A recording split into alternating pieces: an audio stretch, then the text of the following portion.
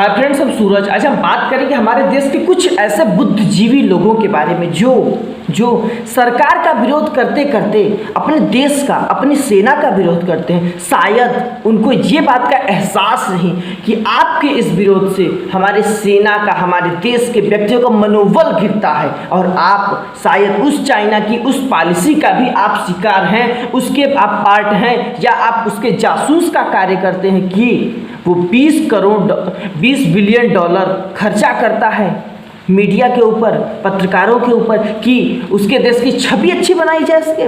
आपके देश के अगर सेना का जवाब, आपके देश के सेना का जवान अगर बॉर्डर पर शहीद होता है तो आप ये कहते हैं कि क्या हुआ, एयर स्ट्राइक अब चाइना करने लगा। आप एयर स्ट्राइक नहीं करेंगे, सरकार के ऊपर सवाल उठाते हैं। और अपनी जो आदमी पाकिस्तान में एयर स्ट्राइक होने के बाद, पाकिस्तान में जब एयर स्ट्राइक हुई, जिसे विश्वास ही नहीं था, जिसे अपने सेना के ऊपर विश्वास नहीं था कि एयर स्ट्राइक हुई, वो भी आज सवाल उठा रहा है। ये आपकी कौन सी राजनीति है? एक बार जब कार्य कर देगी सेना तो आपको कार्य का भरोसा नहीं होगा, और जब सरकार से थोड़ी वक्त लगेगा, वो उस बात को, मामले को समझने का प्रयास करेगी, तो आप उसके ऊपर सवाल उठाते उठाते अपने देश के साथ गद्दारी के बराबर काम करने लगेंगे। ऐसे गद्दार आप हो जाएंगे अपने देश के साथ। वो देश, जिस देश में आपका जन्म हुआ, जिस देश की आप खाते हैं, जिस देश के आपके बच्चे खाते हैं, जहां आप मरने के बाद इसी देश की मिट्टी में मिल जाएंगे, उस देश का, जिस देश को अपने माँ के समान माना जाता, उस देश के साथ आप गद्दारी करने चल दिए। सेना का अपमान न करें, सरकार का आप विरोध करें। सरकार की किसी भी निर्णय का आपको विरोध करने का पूर्णतया अधिकार है, लेकिन आप ये तो जानिए, आपको सेना का विरोध क्यों करते हैं? कभी आप ये सोचे, आपके घर के बच्चे, आपके भाई, आपका परिवार, आपके घर के बच्चे सेना में नहीं जाते? क्यों नहीं जाते? हो औकात, अपनी माँ के बच्चे हैं तो भेज के दिखाओ अपने सेना में। नहीं भेजोगे, उन्हें राजनीति में जाना है, उन्हें सिर्फ ट्विटर पर ट्वीट करने आता है आपके बच्चों को। उन्हें आप सेना में नहीं भेजेंगे, वो रिस्की नौकरी है ना, वहाँ मरने के बाद वो शहीद उनकी दर्जा मिलेगी ना, इसलिए आप नहीं भेजेंगे। आप कभी उस पिता से पूछिए, उस पिता के ऊपर क्या बीतती होगी जिसका बेटा शहीद हुआ है। उस बच्चे के ऊपर क्या बीतेगी जिसके बाप जन्म होने के 15 दिन बाद ही शहीद हो गया।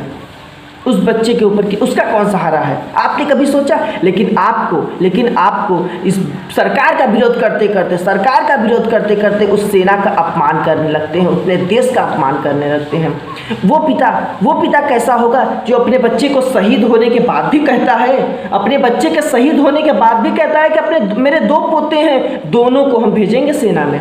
वो कैसा बाप है? और आप उसका अपमान उड़ाते हैं, आप उसका अपमान उड़ाते हैं। क्या मिला आपको? कुछ मिला?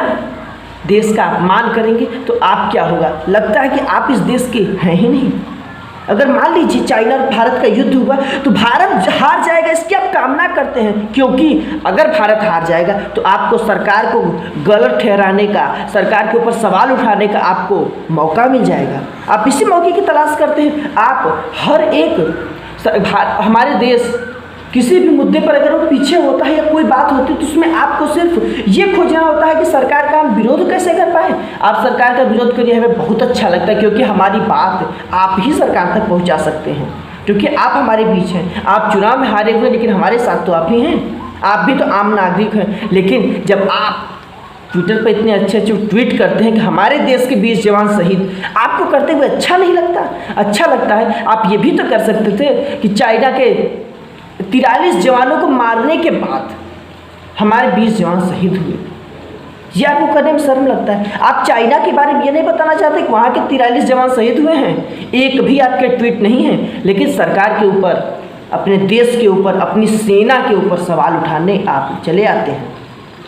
सोचिए, आप अपनी माँ के साथ ऐसा कर रहे हैं। अपनी माँ का आपको अपमान नहीं करते होंगे तो ये देश भी आपकी माँ है, उसका सम्मान करना सीखिए, क्योंकि आप उसका सम्मान करेंगे तो वो भी आपका सम्मान करेगी। और वो सेना आपके लिए लड़ी, आपके लिए है, वो सरकार के लिए नहीं। सरकार के लिए वो सेना नहीं वहाँ पर खड़ी है। अगर आप जिस सेना का अपमान करते हैं वो एक दिन भी ड्यूटी ना करे तो आपका क्या होगा? कभी आपने सोचा? नहीं सोचा। और आप सरकार के विरोध, और वो आदमी भी सरकार का विरोध कर रहा है जो जब भारत पाकिस्तान के खिलाफ एयर स्ट्राइक करता है तो उसे विश्वास नहीं होता, उसे सहसा विश्वास इस बात का नहीं होता कि भारत भी एयर स्ट्राइक कर सकता है। वो देश की सेना से सबूत मांगता है, देश की सरकार से सबूत मांगता है। भाई तुमको सबूत दे, तू कौन है?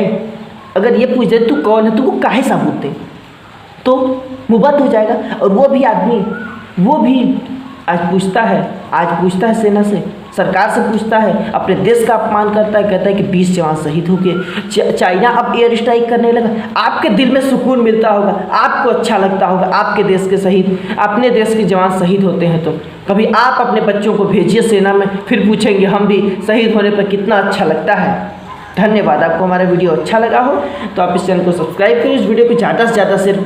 और एक बात ख्याल रखिए, हमारे देश के जो इतने अच्छे लोग हैं, विरोधी पार्टियों के लोग, विपक्ष के लोग और बुद्धिजीवी लोग, जो सरकार का विरोध करते करते सेना का विरोध करते हैं, उनके पास तो ये वीडियो पहुंच जाना चाहिए, क्योंकि उन्हें मालूम तो चले उनके काली करतूतों का भंडाफोड़ हो चुका है।